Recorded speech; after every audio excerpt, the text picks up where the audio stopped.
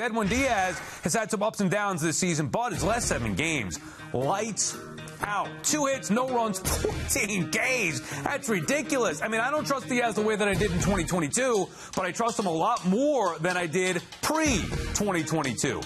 Has Edwin Diaz regained your trust after the early season struggles, Jim? Almost. I mean, I like what I've seen over this stretch, but it's been, too much inconsistency over the course of the season, which I can't forget. But he has had this incredible ability, especially from the road trip when he had that struggle there, San Diego, Arizona, back-to-back, where he all of a sudden he goes, oh, I got this figured out.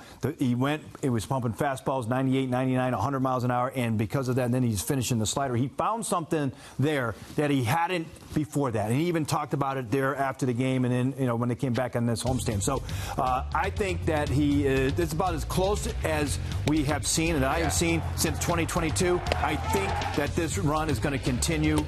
Again, you're never quite sure, right? But I think he's got it figured out. Well, I think that's a great point on this stuff. I hadn't thought of it like that, Jim. It's just stuff, the fastball slider combo right now, the way he's using it and the way it's coming out of his hand, probably as close as it's been all year to his peak form. But it's been, to your other point, such a topsy-turvy year that I would say, when would I be ready as a viewer to fully trust him in a save situation for this year? I would say in the moments after he saves Game 7 of the World Series.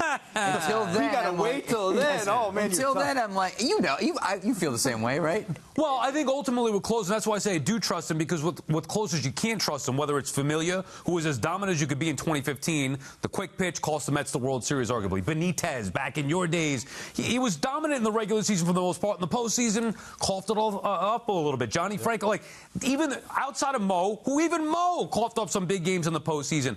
I'm at a good spot where I do trust Diaz. I don't trust him the way I did in 2022, JJ, but I do trust Diaz to get the job done more often than not. I think you kind of phrased it perfectly in the tee-up, as far as trusting him way more than his first 2 years as a Met, but not having that same swagger that maybe he had in what was the best season he's ever had as a professional reliever. And here's the good news. Look around the sport.